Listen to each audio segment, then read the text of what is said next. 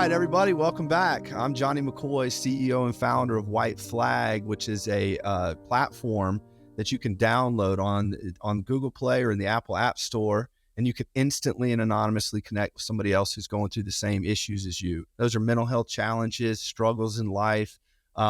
It's just a real, authentic way to connect with somebody else who's been through what you've been through. And, me and Matt have kind of talked about this, and I'll introduce our guest here in a second. Really excited to have him there. But, I created WhiteFlag out of necessity. I needed it and I wanted it after I got out of my recovery treatment facility in Florida. I just couldn't find the magic that I found within the community that I met in treatment. And so I knew that I wasn't going to go far on my healing journey unless I met people who could tell me how it's really going to be. Other people who could tell me, hey, look, I'm doing really bad as well, but we're still alive, we're still breathing. You're not the only one going through this. And it just drastically and dramatically has changed my life. So we put that concept all into an app, and you can download it for free right now in the App Store. And as we've done this journey, we continuously build our team. We've got some amazing members of our team. You guys have heard from Brave Dave. He's been on a podcast, and we're going to have Nate Boyer, our Chief of Veteran Affairs, on here. Justin Simmons, who plays for the Broncos, is going to be on.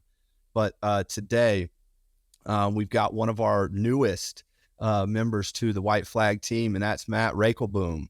Did I get that right, Matt? You did. I'm very impressed, man. Yes, we just went over it a minute ago. But for those of you out there with PTSD or trauma, you know how memory loss issues are, especially that short-term stuff coming off of Xanax. But I use this term loosely. Matt's an influencer, but he's a mental health advocate first, I believe. Going to his pages, TikTok, Instagram, I mean, it's amazing content, and you'll hear Matt talk about his story, but it's all centered around, the stuff that he goes through with his ADHD. That's probably what he's most known for, and what I'm most interested in, because I don't have ADHD. My wife does, though.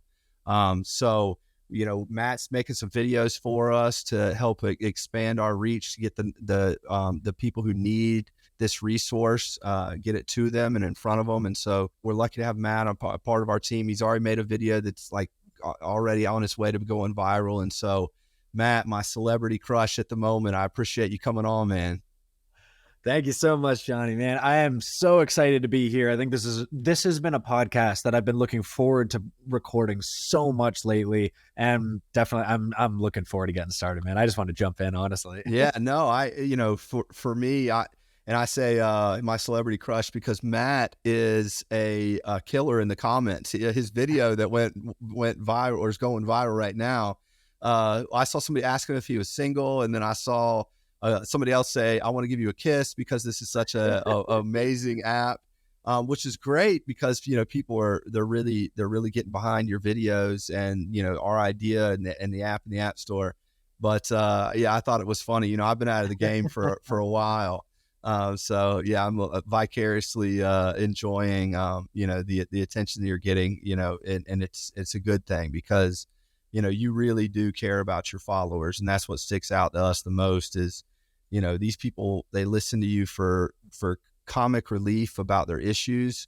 Some of his videos are really funny. And then they also listen to you about, when you talk straight to them, like, hey, listen, I'm going through this, I've been through that, and this resource may help. So we're so glad to have you a part of the team, man. And we know that we're going to reach a lot of people because of you. Wicked, man. I'm really looking forward to this.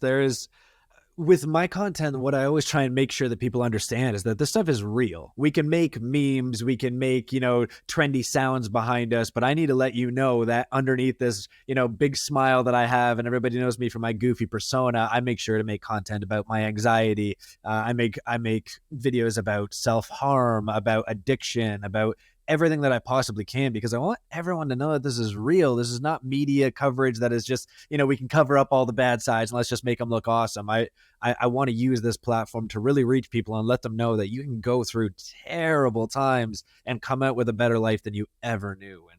And we're both testaments to that, man. So these people have hopefully heard my story.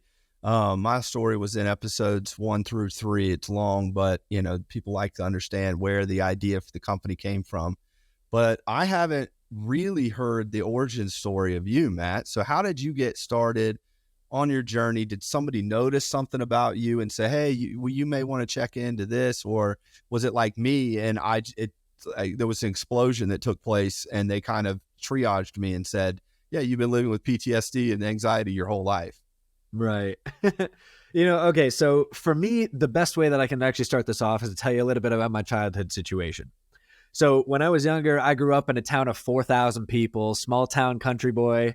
And, I went to a public school that had about 400 people in the entire school. So naturally, when you got something different about you, people notice because you're one of four. You know what I mean? Like that, there's not a lot of people that had very different things going on around them. And for me, unfortunately, I showed the signs of every typical, white hyper male and with ADHD. Is I had unbelievable anger issues. I didn't want to pay attention in class. I was unbelievably hyper at all times, never could focus. So I got my ADHD diagnosis as early as 12 years old. Back in the early 2000s, the issue with something like this is that there was not a lot of accurate information for what we know today. And back then, my way of coping with my ADHD was, first of all, when they were giving me my diagnosis, they might as well figuratively and literally just sat there with a slingshot full of medication, just ready to fire it down my throat. And the issue with that, first off, before anything else, was that it worked. And I will never forget this one. It's borderline traumatic for me thinking about this nowadays because I'm holistic. I do not take any kind of medication for anything ever. And I remember sitting in the psychologist's office with my father, and he looked at them and went, "This is a miracle drug. Yeah. This made my son. He is amazing now. He's fantastic." And he was praising them for giving me this pill that made me a contributing member of society, is essentially the way that he saw me. And the issue came when I stopped feeling the effects as much. When I started getting used to the medication, my dad took me back in there. I went, "He's showing symptoms again. What do we do?" And the psychologist went, "Let's raise it." Oh, so let's raise the medication and let's raise the medication and let's raise the medication. And it got to the point where by the time I was 17 years old, nobody actually knew this at the time because things have changed like crazy. But I was on more than double the legal limits of ADHD medication. And this caused me, while going through the early hormonal phase of being a preteen, that this ended up causing me to have terrible acne, terrible anxiety, terrible discomfort to anything in life, horrible addiction at a very young age because of the Adderall is amphetamines. So we need to understand there's a very addictive element to this. To anybody listening that is considering Adderall, it still does amazing things. That is not something to deter you, but it's something very real that I need to understand. And I got introduced early on. This is a very negative thing to say, and I want to say that I cannot wrap my entire premise of what I'm about to tell you guys in this podcast around this one saying. But this medication taught me that pills and something to alter who I am is the way to make people like me. This is the start to my entire story. Yeah. I was not allowed to go outside without my normal people pill. My friends would even point out to me, they'd be like, "Matt, you didn't take your medication, did you?" Whenever I didn't, because they noticed me being a hyper person and being, a little bit moving around too much and all kinds of crazy things. And this taught me very on, take a pill, people like you. And then all of a sudden, growing up in a small town, I don't know if you can relate to this or not, but we found things like marijuana and alcohol very early on in our lives. Anybody with an older brother or sister, we went to parties as early as around 12 or 13 years old where there was already booze there. We were already getting drunk and having fun. And small town feel, we had field parties every single weekend. Anything you could possibly do to get messed up, that's what we did in the country. Yeah, I'm from Myrtle Beach, man. So there was a lot harder drugs around when I was back in high school, but I totally get it. Oh, it's nuts to think about. And there were harder drugs too, but that is the way that all of us innocent kids got started in the beginning. And what this taught me very quickly, when I drank, everybody was like, "Man, Matt, that was so much fun. You want to hang out later?" And I'd be like, you want to hang out with, okay. I never knew how to make friends. I never knew how to become comfortable with anyone in my life. And I don't know if I can necessarily attribute this just to the medication, but to my overall life, that's truly what happened. Yeah. And when I drank alcohol, people wanted to hang out with me. When I smoked weed, people wanted to hang out with me. But when I just wanted to hang out and, go to a park, no one wanted to hang out with me. So I learned very quickly, let's just get drunk all the time. People love me. Why not? And I could say one difficult aid to all of this was my family is from Belgium. And in Belgian culture, our drinking age is 14 over there. We are drinking is appropriate. Nobody in my family, I can tell you, I come from a family of alcoholics. Every single person in my family drinks to fall asleep my entire life, and drinks to have fun, drinks to wake up, drinks to do everything. But none of them know that they're an alcoholic. All of them just like drinking. Yeah, no chance. They're definitely not. Just ask them. Yeah, I'm not an alcoholic. So what if I drink every single day for the last 60 years? I'm not. I can quit. I can quit. Yeah, of course. I can quit. I just don't want to. Right? Can't. Who's ever said that before? my mom, my brother, pretty much everybody. My whole family's alcohol. Well, 2 people so far haven't gone down the rabbit hole yet, but 3 of us are in sobriety right now. But it's crazy to think about, isn't it? And so far, I can tell you honestly, I'm the only one that's sober in my family. And that part, they call that a cycle breaker, Matt. They call that a cycle breaker, brother. Oh, I'm a lot more than that, man, and I can't wait to tell you more. Yeah. Well, please. This was the start to my entire life. Going through high school, I just knew that I had to drink and be the crazy guy. Everybody likes that Matt was willing to jump off a roof in order to make people laugh. Everybody knew that Matt was willing to steal from any store that you told him to because he wanted you to laugh. Yeah. And a lot of this attributed back to the ADHD brain that is always seeking stimulation. I loved making people laugh. I loved shocking people. I loved making people freak out. I liked making people angry at me. I liked fighting. I liked anything that brought me that little bit of stimulation. So I became that kid. You became the class clown. I became the class jerk. Yeah. To a certain degree. And that was the only way that I was allowed to have friends, was if I was the biggest jerk in the class, if I was to protect the women and beat the men, like become just this person that nobody necessarily wanted to like, but everybody liked to watch. Yeah. And I can relate. Yeah. No, I get it, man. So before we go any further, what, because there are people who are going to listen to this who have not heard of what ADHD is. Can you just give us the Matt Raekelboom definition of, ADHD and maybe of what the symptoms are? So if some people there are listening, they can kind of follow along. Absolutely. So ADHD is a neurodevelopmental disorder. Essentially, the simple way of putting it is the prefrontal cortex of the brain, which is something that controls your emotional regulation, your impulsivity, your ability to transmit your neurotransmitters such as serotonin, dopamine, norepinephrine, things like this. It is actually smaller in the brain of an ADHD person than it is of the average human being. So we think about emotional recognition, we think about hyperactivity, impulsivity. These things are all a little bit less in our control than the average human. These things make it that when we have a brain that normally goes, hey, you shouldn't be doing that right now, you should be doing something else. That part of our brain is the thing that is quieter. We don't hear that. We just think, ooh, squirrel, as the hilarious joke comes about. What a lot of people don't realize, and the difficulty that I'd love to point out in every podcast I ever make, is that attention deficit hyper disorder is actually a really awful name these days, because people with ADHD, we actually don't have an attention deficit. In fact, we not only have the ability to obtain, but retain more information than the average human being. We do not have a hyperactivity issue that has been actually disproven, and it's more of an impulsivity issue with a lot of stimulation. And the disorder piece is even up for grabs, because disorders means that it can't be helped. And in reality, ADHD can be controlled, but it does require a certain amount of education and understanding of yourself to be able to move forward. So when we are all younger, how common is ADHD? Right now, the misdiagnosis rate is actually higher than the diagnosis rate. So the commonality of it all is very difficult to actually tell. But what people are assuming the accurate numbers are somewhere between 6 and 8% of the population, which is tens of millions of people across North America alone. Wow. Yeah. No, that's well said. I mean, I think I understand it a lot better, but you're so right, man. There's so many people who take their kids in because of a teacher or because of the way that they're not acting like their siblings, and they get put on that medication at an early age, and they find out later on in life, I was on the wrong stuff, or I was misdiagnosed. And I think that it could be just as damaging as just letting somebody live their life who's suffering from a disorder, or as you say, something that can be helped with the right kind of formula. So we're up to high school now. So what, so you're still on medication in high school?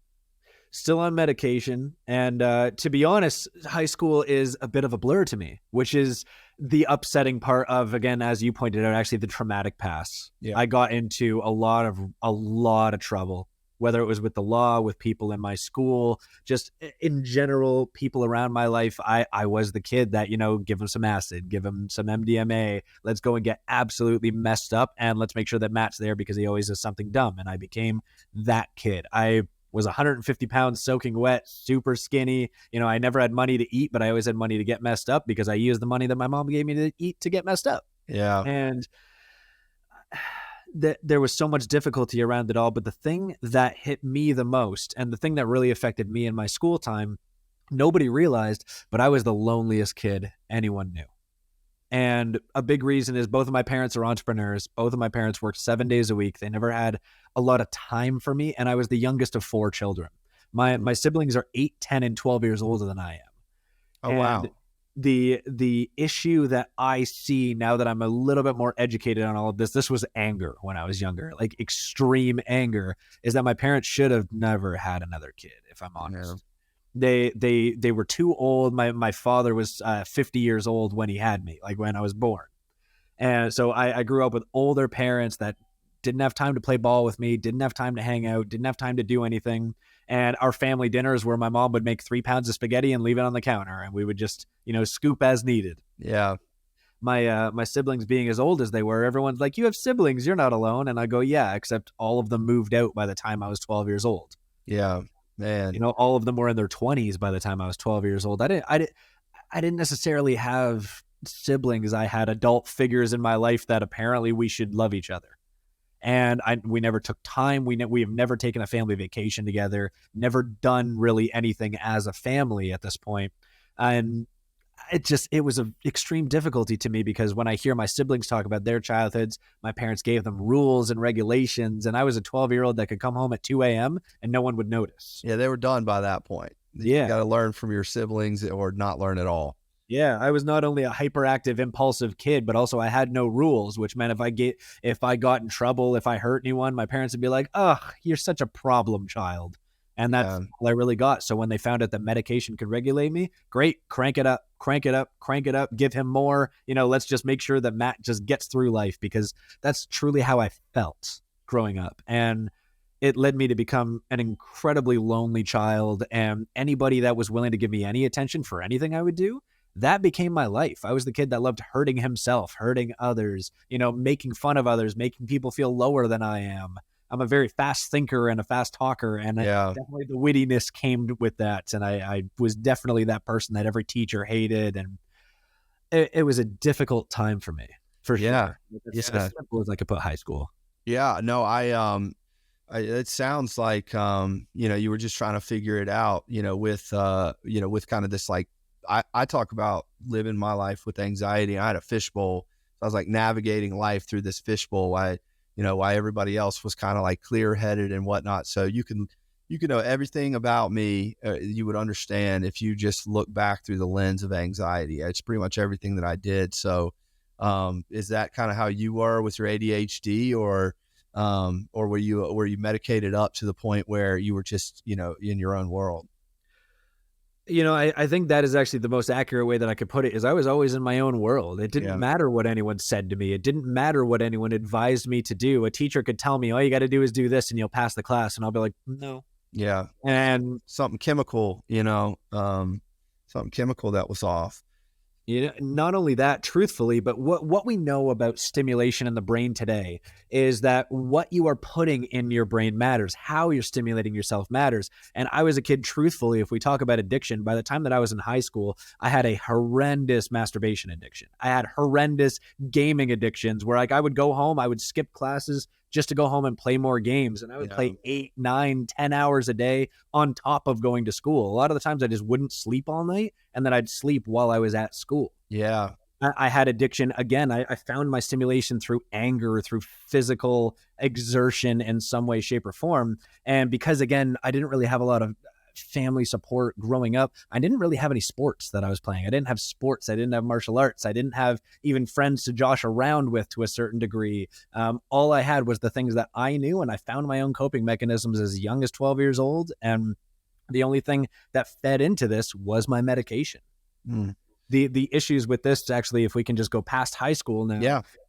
When I got away from the regulation, this is something I love to talk to people about. High school, nobody realizes, is amazing for people with ADHD. So is normal school, because they tell you when to wake up, when to eat lunch, when to learn, when to see your friends, when to go home.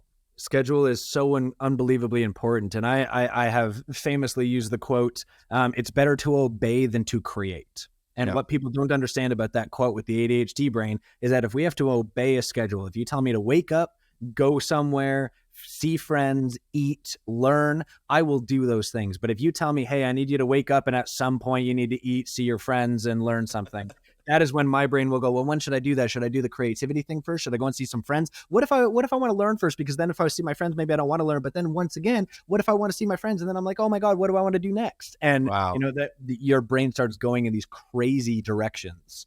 And it becomes very, very difficult, to the point where when I got out of high school, this is when my actual issues in life truly started. I didn't realize, but when I got out of high school and everything was my responsibility, I had to pick what job I wanted.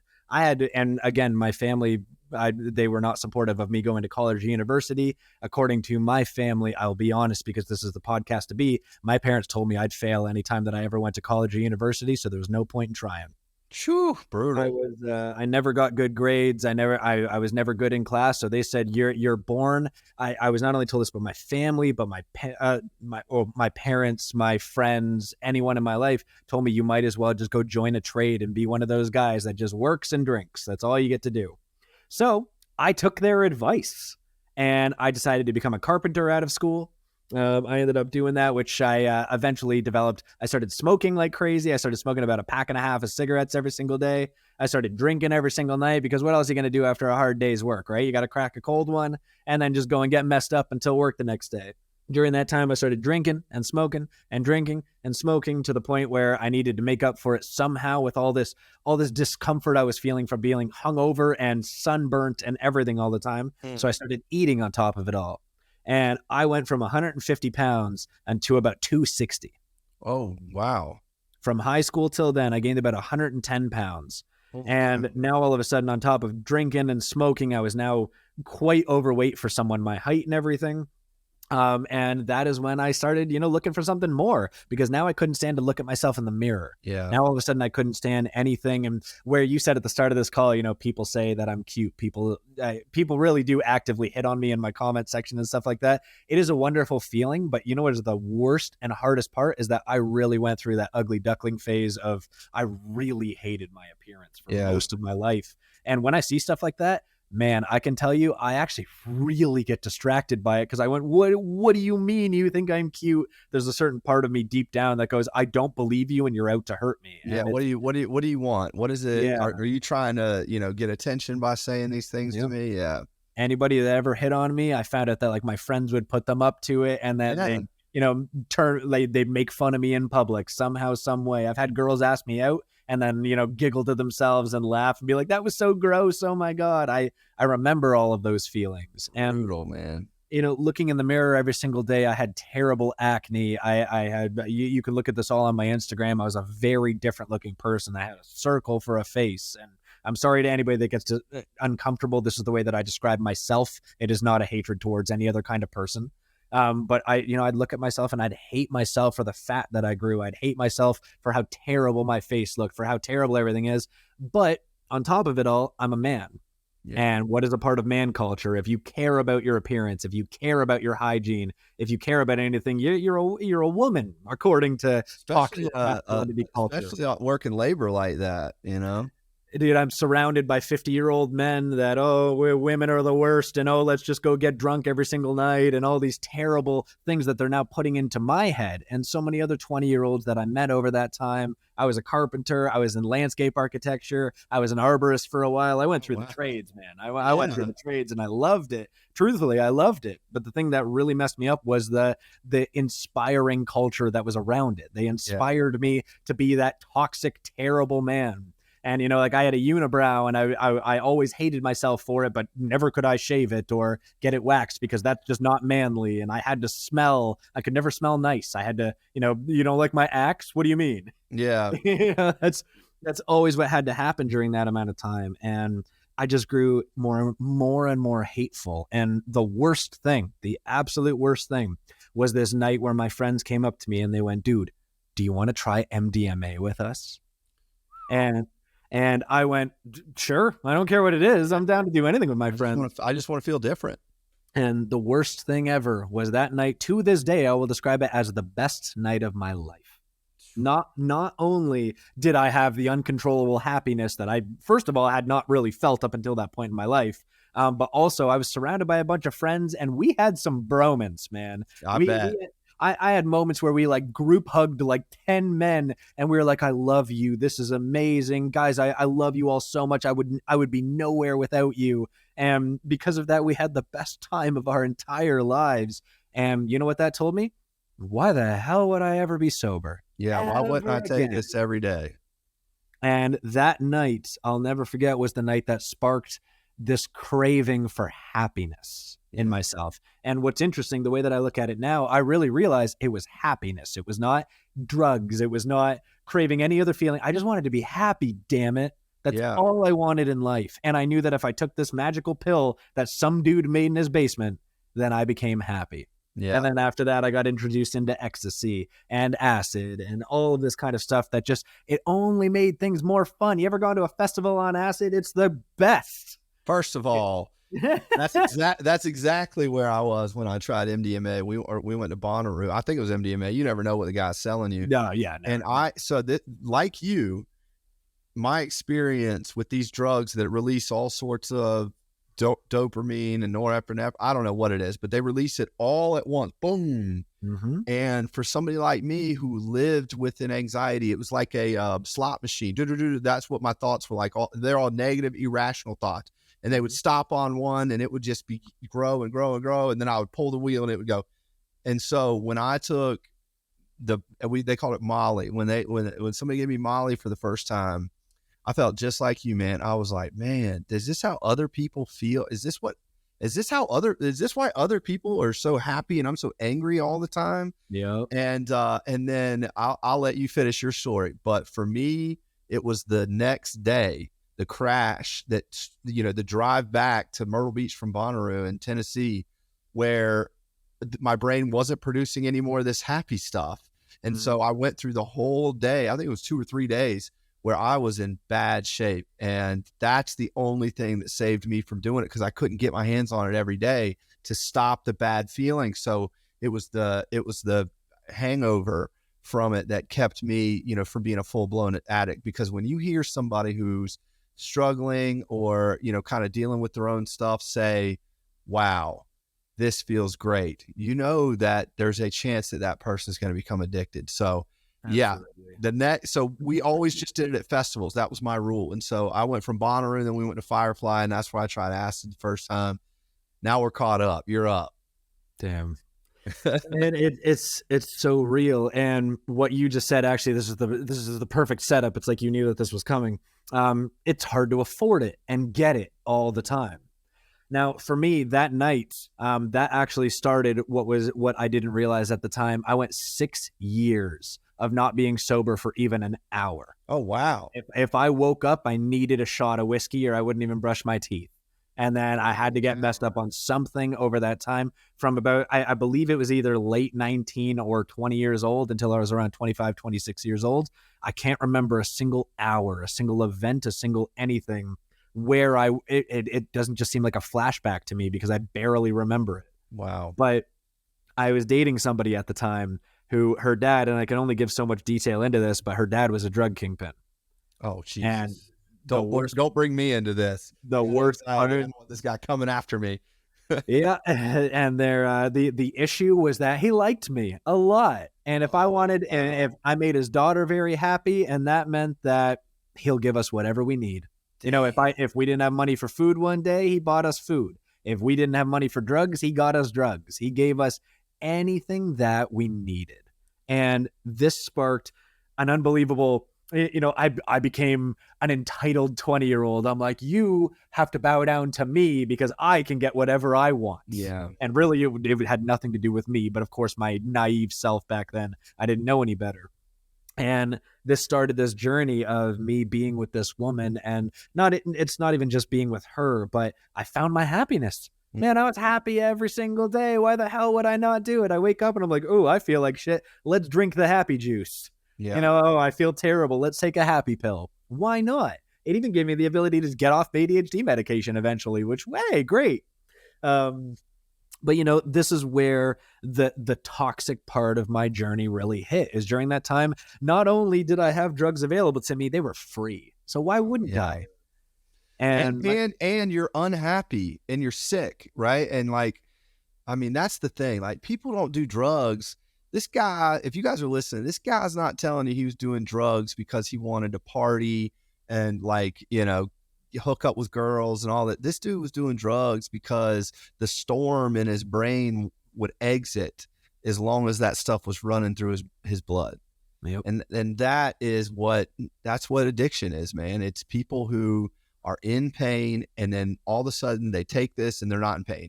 And then it's people who have never been in such bad pain, such physical pain, such loneliness, that don't understand like why somebody would for 6 years, because you were hurting, and that's an important part of this thing. Because I don't want people to think, oh, this guy took these drugs because you say happiness, but as my therapist says, it's the absence of pain that it created.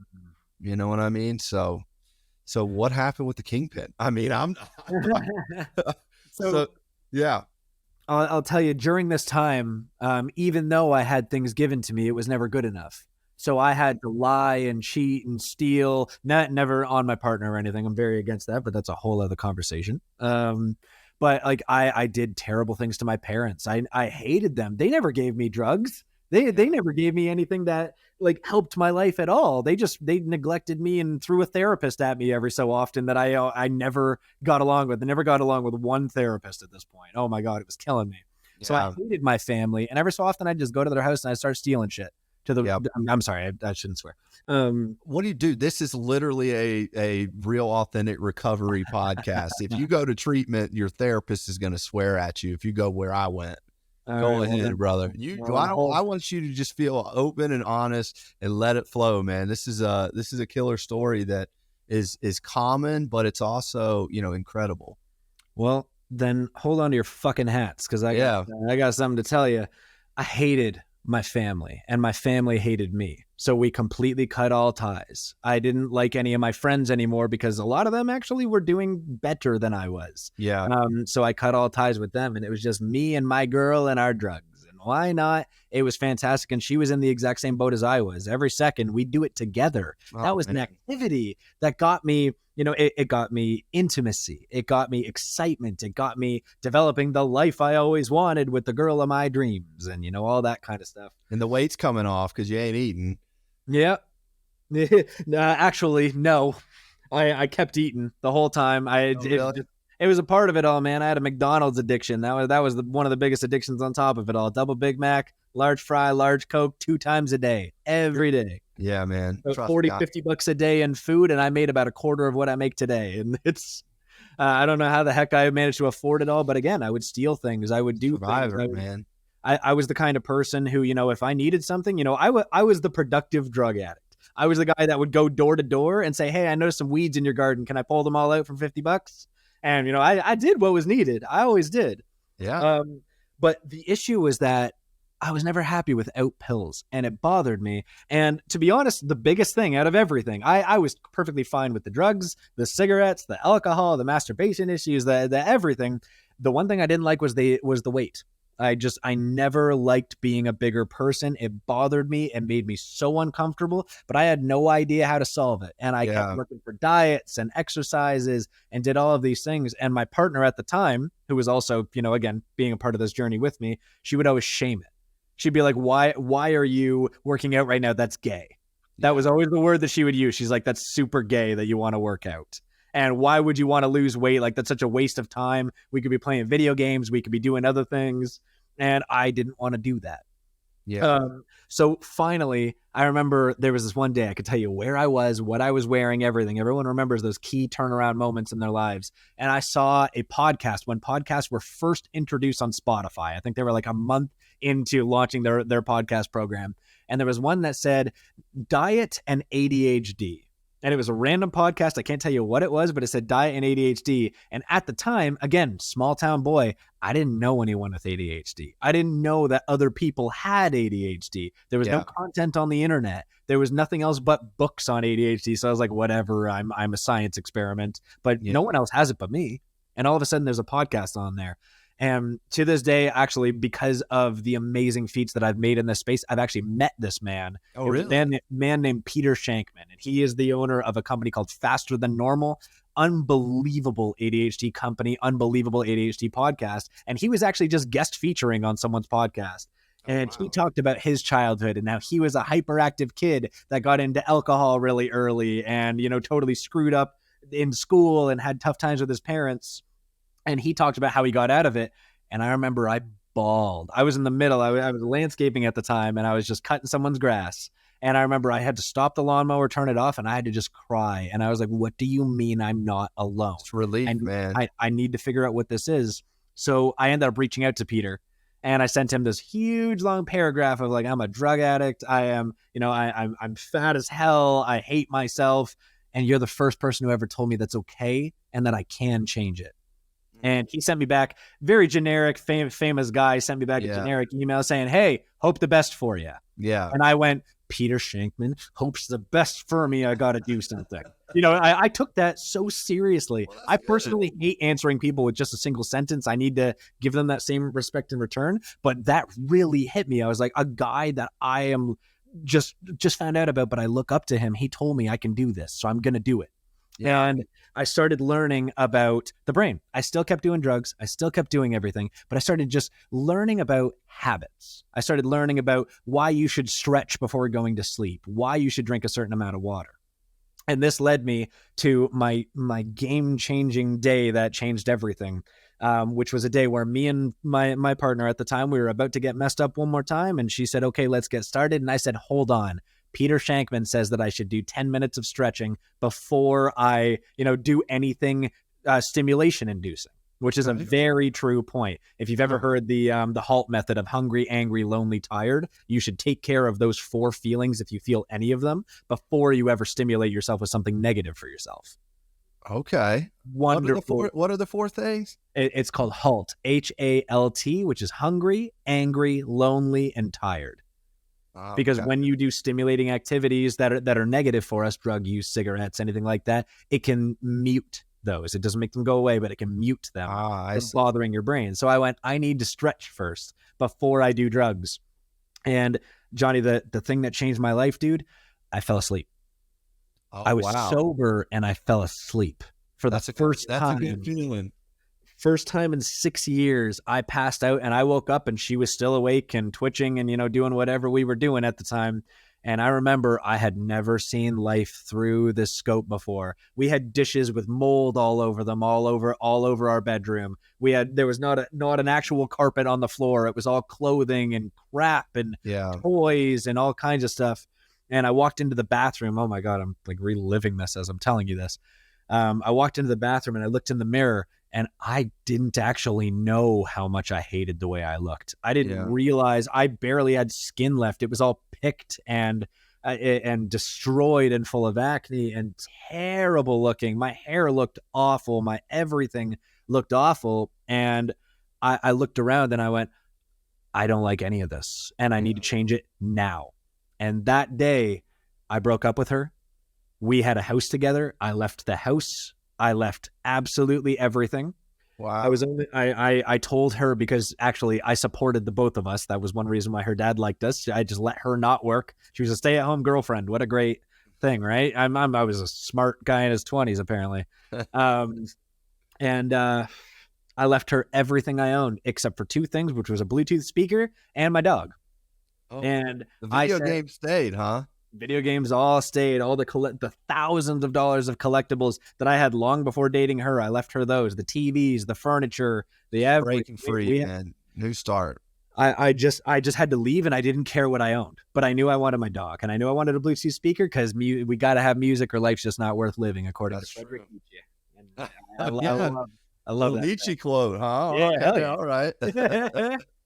I use them smarticle particles every so often, man. Man. So anyways, I left, and the thing is, I didn't have a relationship with my family. I didn't have any friends left, so I had to go and live in my vehicle. And I left a house with someone that I was planning to marry one day. I left a life that I had built over years to become homeless and to become sober. And I did, being homeless, I still a millennial. So one thing I did keep which was my cell phone. Yeah. And what I decided to do, I thought I was very smart for this. And to this day, I'm like, good job, Matt. That is a good idea. I went and got a gym membership at an Anytime Fitness, which is open 24/7. And shower. And I got a shower. I got a TV if I ever just wanted to walk on the treadmill. And I just got a place to go if I just wanted to leave the car for a little bit. Wow. My dog and I lived on loaves of bread and nothing but for a little while. And I went through the withdrawals, which, by the way, to anybody listening, I don't recommend what I'm about to say. But I quit full-on ADHD medication. I quit acid, MDMA, ecstasy on almost a daily basis. I quit cigarettes completely. Holy cow. And I quit drinking all at once because I didn't have anything left. I didn't have a father-in-law to support me anymore. I didn't have any money. I didn't have anywhere to go. I had no choice but to quit it all. And I went through the worst time of my entire life to the point where I can only tell you what I think happened. In a car. Jeez. Twitching and sweating and not being able to do anything. And I remember there was one day, I think it was on like day 3 or something like that. I remember going, I need to find out why the hell this is happening. I feel beyond worse than I've ever felt in my entire life. So I Googled it and I said, why am I sweating such freezing cold sweat right now? And I came to the ultimate realization, there was an answer, Johnny. There was a reason why my sweat was ice cold. There was a reason why I couldn't stop twitching. There was a reason why I uncontrollably would start crying. And it developed what I didn't realize at the time, which how in the hell could you ever realize this? This developed my interest in human behavior and neurobiology as to how it affects our body and mind. Yeah. And I found my coping mechanism for life. I found out that there's an answer to literally every question that you've ever asked because science is far enough ahead. And obviously I don't mean the answers of the universe, but I mean, why the hell am I sweating? Why am I twitching? Yeah. All these kind of things. And I just started doing it for fun. I'd be like, oh man, my left leg hurts right now and I've been sitting for 3 hours. Why does my left leg hurt after 3 hours? I started Googling and reading research papers and listening to podcasts and doing anything that I could to figure things out. And I didn't realize it at the time, but I was getting pretty smart. Being sober Matt actually could remember things. Sober Matt actually had the ability to move forward and do certain things. And it got me to the point where I started developing nicer coping mechanisms to the point where I was able to save up to get my first apartment. Me and my dog, we didn't have a mattress. We didn't have anything. I slept on my dog for the first week. I still have this dog. She's just outside of my door right now. I love her with all my heart. That's great, man. No one will ever know that story to the full detail, but man, I remember crying my eyes out with that dog every single night for the first couple of years. And I had a terrible, terrible time. The repercussions that happened to me because of all of this, I can tell you that my acid flashbacks are insane and very powerful.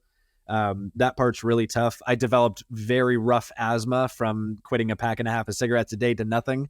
My lungs went into shock, and now to this day, I have to take steroids 4 times a day. I have emergency puffers on me at all times. Damn. And the thing that I started realizing, though, is that you're allowed to change your life. Because as I saved up, eventually I got a bed. Eventually I got another TV. I even got a Netflix subscription after a little while, Johnny. I was able to afford $8 a month extra, and hell yeah, I was moving up. I went from Mr. Noodles to the more premium brands. Like I started realizing that life is possible. And I started wondering how much further I could take this. And I started just reading and researching, and I found out how much of this correlated with my ADHD. And I thought it was very neat. And this is actually when I started, the biggest thing that started changing my life was I started running. I couldn't afford to actually go out and do anything. Even though I had a gym membership, I was too nervous to go in there. I used that gym membership just for the shower and stuff like that. I didn't actually want to go and have anyone look at me because I looked terrible. I felt terrible. So I started running. And much as the David Goggins story, if anyone listening has ever heard of it, Goggins ran his first quarter mile and then bawled his eyes out, went home and drank a milkshake. And for me, because of my terrible asthma that I had and the terrible feelings that I felt, I think I ran for about 2 minutes and then just started bawling my eyes out. But then the next day I ran for 3 minutes and 4 minutes. And then all of a sudden I started feeling a little bit better. And I ended up getting a new girlfriend that was very supportive, and she just happened to be happily sober. She loved life, and that was very helpful to me. Funny how it works out, yeah. And we cooked together and we did things together. And without realizing it, without actually having a goal in mind, I lost my first 50 pounds. From just becoming sober and starting to learn more about myself and being comfortable on a daily basis, I lost 50 pounds, Johnny. And the biggest thing that taught me was that I should have never been that big to begin with. I should have never been that unhealthy to begin with. And I stopped eating for coping. I stopped needing other things. And the thing that blows my mind to anybody listening that really relates to the idea that I found my happiness with drugs, I found happiness without drugs. Yeah. I found out that if I go for a run and I eat really good food and I snuggle my dog at night and I watch a good movie with a cute girl under my arm, I didn't need anything else. And this developed a love for sobriety, a love for exercise, a love for life in general. Yeah. And this pushed me into just wanting to start changing things. And little backstory that I forgot to mention, I hired a personal trainer like years before this. And I went into there absolutely hungover as hell or still really high to work out because I wanted to lose weight, and it never happened. And I spent like $1,400 on a guy that I never took seriously. But he ended up finding out that I lost 50 pounds, and he sent me a message that goes, dude, let's hang out. I'm curious about you. And he ended up, to this day, he's a great friend of mine. And we talked about the idea of changing our lives. And I found out that he had quite a similar story. This dude is shredded. Okay. He competed in the Arnold Schwarzenegger games. Guy looked like a Roman god. Like he's phenomenal looking. And he used to be like a stupid frat boy in college and all this kind of stuff. And he was like, how can we change this? How can we get people's attention with this? Because at this point, I'm starting to become who I am today. And I wanted to help people. I wanted people to know that they could become sober if they wanted to. And I wanted to use myself as an example. And he went, why don't we do something to get people's attention? What can we do? And I went, I don't know. Like, I'll do anything. I don't care. And he went, how about we run a marathon? And I went, sure. What's that? I had no idea what a marathon was. And then I looked it up and I found out it was 42 kilometers or 26 miles. 26.1. Yes. 26.1. And I went, oh, damn. And we looked it up and it was in 10 weeks, the one that we wanted to go to. So 2.5 months. And he went, yeah, dude, are you down? And I went, you know what? Yeah, I'm down. And he, as a personal trainer, developed the most intense, ridiculous running plan ever to get me marathon ready for 2.5 months from then. And it's better to obey than to create, as I said earlier. I started documenting these. These videos are actually still on the internet of my first ever 5K run, not the 42K run, the 5K run. And I'm drenched in sweat head to toe. And like, I'm not good in front of a camera. I'm not a good talker. I'm just like, what's up, everybody? I'm so tired. I don't know how I'm going to do it. Like, it's hilarious to look back on now. What I didn't know was that was the stepping stone to me becoming who I am today. Yeah. And not only did we start to get people's attention, we started getting sponsors. I had people cooking food for me. I started having water being provided for me from a local distillery. I started having all of these interesting things. My clothing was paid for, and we started having people just donating money to us for like just for us to do this. And not only did I go from never running a race in my life, but I ended up completing the marathon in 4 hours and 31 minutes. Damn, that's great, man.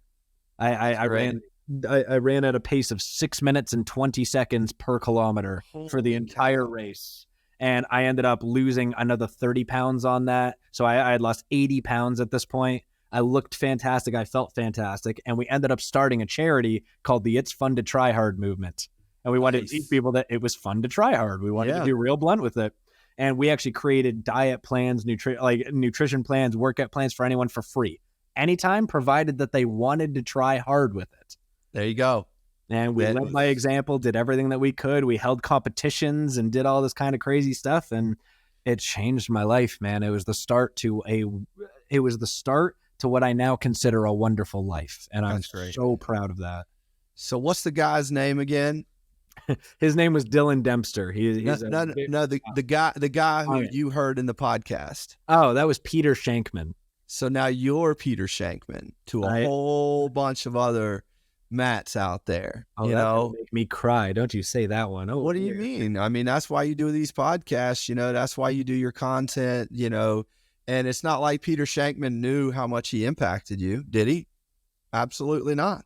This guy sent you one email and now you met him and you tell him everything. But, the reality of the situation is that's why we do what we do, right? Because the Peter Shankmans out there they're no different than the people listening to this podcast. All you have to do is talk about your life, and people will find similarities and people will find hope in those similarities, because guess what?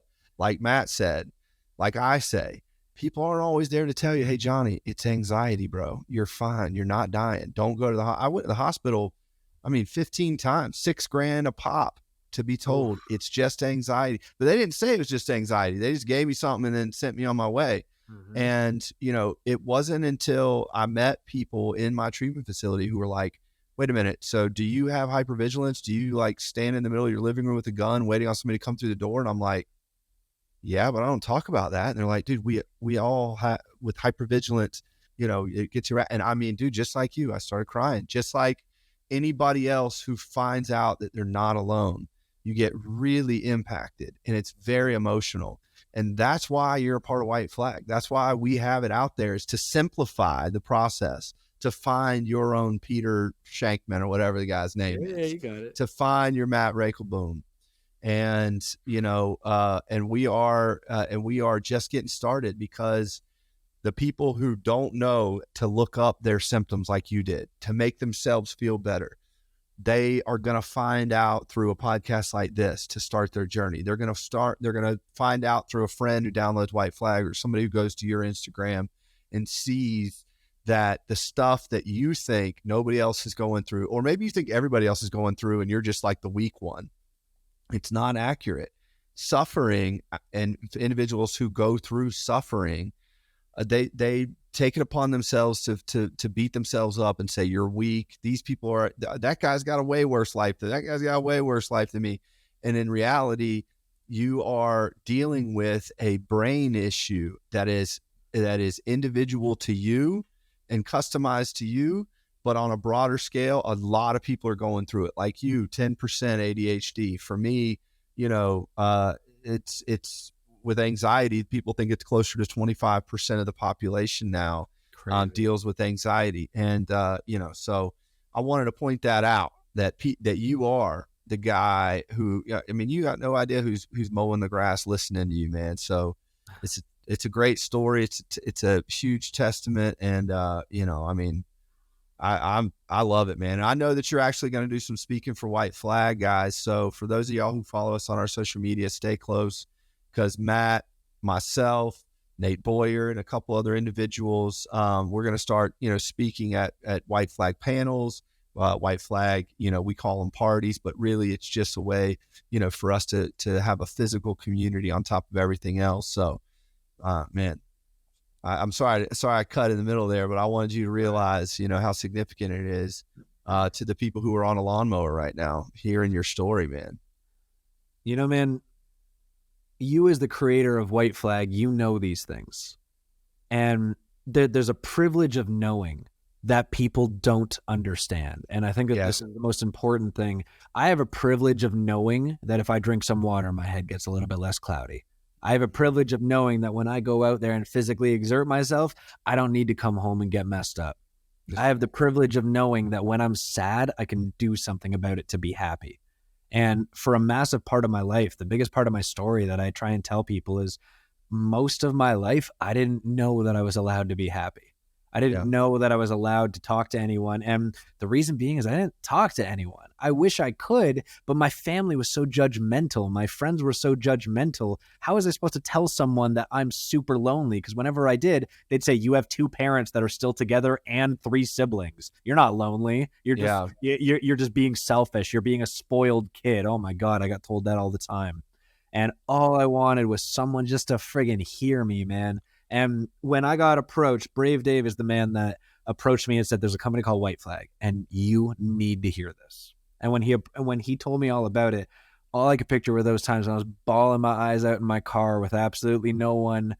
All I was thinking about was those times when, I wanted to be sober, but everybody told me don't, because you're way cooler when you're not. I think about those times when I had no friends, when I had no family, and so many other things that I haven't even told you in this podcast, man. There have been infinite situations where if I could have trusted a stranger and told them I'm depressed, and someone reaches out to me and goes, I heard you were depressed. Yeah. That right there is inspiring. Even if they never say another word to me, if someone's like, I heard you're depressed, hi. Yeah. Somebody's like, you okay? For me, like when people ask me if I was okay, when I left treatment I was a civil rights lawyer. I was on news. I was on the Today Show. Whenever I came out of treatment was the very first time people started saying, are you doing okay? Yeah. For real. And it was like every single time it would just send like this like weird shock through my body. And I'm like, I need more of that. I need a community. That's what you're talking about. Whether it's your family, like you, man, my family's not really my community. I got one brother that I'm still close with. And I don't have any grandparents, aunts, uncles. I've never met most of my cousins. I got a very small community, and that's what sobriety is and recovery is it's the promotion of connection and community, and that's where you find your way out. And for me, that's when I got out of the hole. I got out of the hole climbing off other people's backs, and then I threw a ladder back down the hole, which is WhiteFlag. For other people to be able to, climb out on their own. But, man, your story is like so similar to, I'll be honest with you, your story is way more similar and relatable than mine, even, being a lawyer and then witness to suicide and all that. But your story is what a normal, quote unquote, teenager who's, going through issues goes through. They find video games. My brother found video games. They gain weight and then they look at themselves and they hate themselves, and it's just this cycle that you just keep going through. And and it's another thing. I know we've talked about weight a lot on here and looks, but people should know, from a little bit from my story, my mom and dad, they knew when my mom was drinking and my dad was doing his thing, negative things, they would constantly go, your chin is too big. And my mom would be like, my mom literally said, I was 14 and she was like, we wasted $3,000 on your braces because your jawline didn't come in. I didn't even know what the hell a jawline was. So guess who's got a freaking beard now because of the jawline. And the only time I've shaved it in the last 15 years was in treatment, because my therapist figured it out. And she was like, you need to take it off and be proud of the way and I still have body image issues. And people look at me. I mean, dude, I was in magazines and stuff like for my physique. And, it was my way of coping. If I could get just skin and bones, a little bit of muscle on me, maybe it won't hurt us. Maybe the thought, the remembering every time I look in a mirror, like maybe that will go away. And you know what, dude, it never did. It never went away for me. Even when I was 165 pounds in magazines, and then I get up to 220 and I'm like, I still see myself the same way, and that's when I realized that I had body image issues and, shame issues. So, I'm really glad that you brought it up. It's not something we've talked about a lot on this podcast yet. But a lot of people can relate, man. Dude, one of the best things as a man, I could say that as a man, this becomes difficult because, again, we are surrounded a lot more by that toxically masculine culture that we need to be manly men and we need to do all these kind of things. The thing that changed my life around more than anything else, and I love giving credit to this because it seriously deserves it. I used to watch Queer Eye for the Straight Guy. Yeah, I mean everybody's watched that. Even No, they hardcore haven't, Southern people. though. Come on. No, Really? so many people haven't watched it because it's a bunch of gay men that are talking about things. So the amount of straight men that are like, "Oh, I'll never see that." And I remember my girlfriend at the time, when I first saw my first episode, she's like, "Let's just watch it." And I went, "Yeah, whatever. Let's watch. Some people do whatever." And I remember watching it, and there was a guy that just happened to look like me, Johnny. The guy, he looked like crap. His hair looked terrible. He had terrible, like, old clothing, all this stuff. And then, I remember the hairstylist comes in. He goes, what kind of hair product do you use? And he goes, none. And he goes, you realize you're a man, right? You need a thumb of clay, and then you stick it in your hair and you look great. Why are you not doing that? And I went, yeah, you do? And then it's like, you know what a button-up shirt does for you? And no, what? And I kept listening. And at the end of it, this man looked so handsome. Yeah. And I remember, like, I didn't actually tell my girlfriend this at the time, but I went, I need to go shopping. I need to go look for some things. And now to this day, I promote this, especially when I do coaching specifically with groups of men and stuff like that. I'm like, literally take some stuff. Like, look at my hair right now. This is not prim and proper, but this is something where I just put some stuff in my hair. I go like this. And now all of a sudden I'm people call me handsome online. Yeah. I go to a place once every 2 months and I get a bunch of giggling women to wax my eyebrows for me. And they think it's hilarious because my eyebrows get pretty bad. And I brush my teeth constantly because I want white teeth. And, by doing these little things, I put a thumb of clay in my hair. I get my eyebrows waxed every so often. I get a regular haircut. And all of a sudden, people started giving me compliments. Hey, you look great. I do? What do you mean? Yeah. No one's ever told me that in my life. To this day, like, God forbid, I'm a single man right now. And if I go out on a date and they're like, wow, you're handsome, like, I'm hers. And that's the worst thing, man. I have, like, the low bar that I have for myself. When somebody gives me a compliment, I'm like, I love you with all my heart. Let's get married. Let's have kids. Let's do everything because you're obviously the one for me because no one tells me that. Well, you're not that special, man, because words of affirmation that's the way to my heart, and it's because I grew up with people in my house. I would say everybody but my youngest brother were constantly telling me that, you think you have it bad? You think you have it bad? I mean, my dad apparently listened to the podcast where I talk about him getting arrested for hitting my mom with a bottle. And he's like, oh, we had literally his response was, we had jet skis and like we were we had a big house, like what still. And I'm sitting there going, man. And that's the environment I grew up in. I craved affirmation and I still do. And, and that's the way to my heart is to be like, I really like that you're trying, I can see that, when people tell me like, I know, like, and that's the thing when you're depressed, and we all have depression, especially people with PTSD. And somebody says that if you can only give 10% today, and 10% is all you have, then you're giving 100%, John. That's true. When somebody said that to me, I was like, holy shit. And you know what? The damage of being depressed and staying in bed, yes, I still had that. And I had to figure out, how to cope with it and, start doing mindfulness and find the right therapist and all this other stuff. But it didn't put on excess damage, like make me feel shitty about myself 24 hours a day because I had a clinical issue. I was depressed. And, when you start to surround yourself with people who are like, yo, you need to take it easy today. Like, I know that everybody else is out working or, doing sports and blah, blah, blah.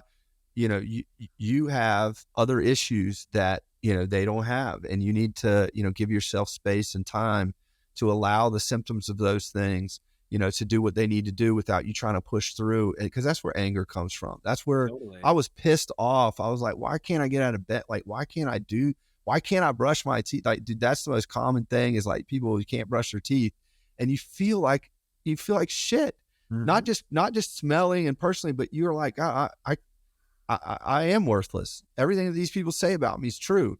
Then all of a sudden you climb out of your depression and you look back and you're so confused over what that was. It's normal. It's completely normal. So, your stories, I'm telling you, man, it's something that a lot of people need to hear. And I'm just really glad that you came on to talk about it, man. I know there's much more to talk about too. So I do have one more thing to say before we're finished up. Yes. So first of all, yes, I never knew how relatable I was. I was alone my entire life. I was alone, man. And now I have a platform where I reach an average of 10 million people a month. Yeah. And in this time, I have received hundreds of thousands of comments minimum of people saying, this is me. You're describing me. What is going on? And my favorite way of responding to them is going, actually, I'm describing me. But what you're now realizing is that you're a hell of a lot less alone than you ever thought you were. Peter, what's his name? Peter Shankman is he was a You are literally yeah. Peter Shankman on a large scale. Yeah, man.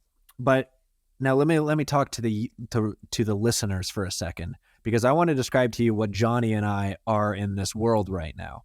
I am somebody that had difficulty with my neurodiverse brain that brought me into addiction, difficult times, and loneliness. And I spend every second of my day now making sure that nobody ever feels that way again. I make sure that people feel less lonely than they ever have, make sure that they understand why they're addicted. And I push as hard as I can. I don't care if I ever make $1 on what I do, as long as I save a life. That's what I'm trying to do. Johnny is somebody that needed somebody to talk to, needed somebody to be able to reach out to. And he took the time to build a platform that will make it that everybody has a voice. Everybody has the ability to have this happen. And we didn't have this growing up. I want to give you a very, very phenomenal quote that has literally changed my life from the amazing Tony Robbins, where he says, if you're going to blame a situation for all the bad in your life, you got to blame it for all the good that's in your life. Oh, my family neglected the hell out of me. And what am I now? A man that will never neglect anyone in his life. My family made sure that they never cared about learning about my medication, learning about what was going on in my brain. So when I have a child, neurodiverse or not, anxiety or not, anything that they got, you're damn sure I'm going to be picking up a book. I'm going to be hiring a proper therapist. I'm going to learn how to help my kid in every possible way and give them every exception on life. Yeah. One more time, if you're going to blame the situation for all the bad, you need to blame it for all the good. If you had terrible parents, that means that you're going to be an amazing parent, and make sure that you use that as reference towards yourself when you're about to change someone else's life. You don't have to develop an app. You don't have to develop a 1 million follower platform in order to have a voice. You can change one life, and it will mean everything.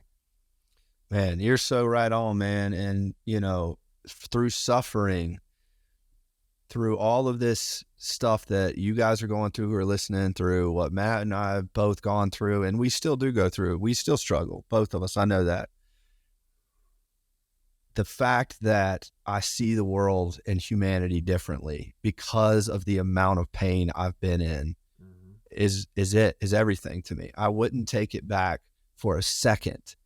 And people call it empathy. People call it elevated consciousness, whatever it is. When you go through something like Matt just described, like you guys have heard me describe and other people on here, even though you don't tangibly see things happening on you or to you, or you're not losing weight or you're not changing it, you're growing in empathy and consciousness, and nobody will ever be able to take that away from you. And when you finally do figure out how to use it, and you will, it will change everything for you and the people around you, because people who can truly empathize with somebody else who is struggling are the Peter, whatever his name, Peter Shankmans and the Matt Raekelbooms and me. And, that's my gift now, is I just understand you. I understand that you're not a bad person. I understand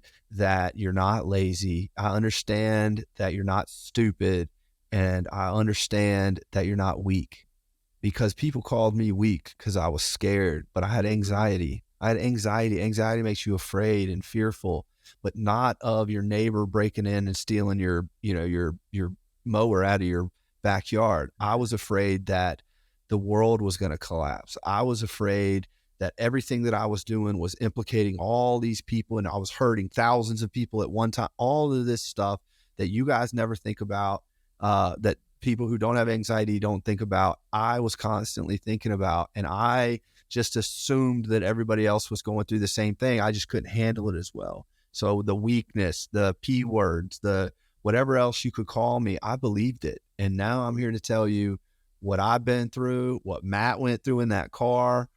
We're not weak, guys. You're not weak. You're a survivor. If you're listening to this, you're a survivor, and we need you in the fight. We need your empathy. We need your consciousness, because the world's getting darker, and there's more people who are, like Matt's parents, who just didn't really understand, and, they treated him poorly. There's people like that in everybody's lives, but there's not a whole lot of people like Peter Sharpman and Matt Raekelboom and Johnny McCoy. So if you're struggling right now, keep going, because we need you in the fight. We need you on this side of the team. So absolutely. As a final note, Johnny and I didn't get here because we weren't in pain. Yeah. Our pain created the people that we are. And if you are in pain right now, if you judge yourself, if you hate yourself, first of all, I want to tell you that you can change it. This is a part of your story. But secondly, you're going to become the amazing person that you were born to be because of the pain that you're in right now. Show me a great man that is the son of a great man. You can't. Very, very rarely. Yeah. Pain is something that creates who we are. And if you are in pain right now, I understand that you don't understand, but you will one day. And that is said from one successful person to another. And this will pass. It will pass. I love that one. It will pass. So y'all hang in there. Go download the app, Apple Store, Google Play. Follow us on social media. Leave us a comment or review. Other people see them. And, it's just a light for other people to see, who are riding their lawnmowers or whatever else that they're doing. And they'll be able to connect with somebody else who can describe to them what it is that they're experiencing. And they'll truly feel not alone. And go to Matt Raekelboom. So Matt Raekelboom's, he's on TikTok, Instagram, Twitter. I mean, he's on everything, but we'll put him, in the description of this. He's got some really great content. You guys can hear, more of his story and his approach to, healing. Go listen to his stuff.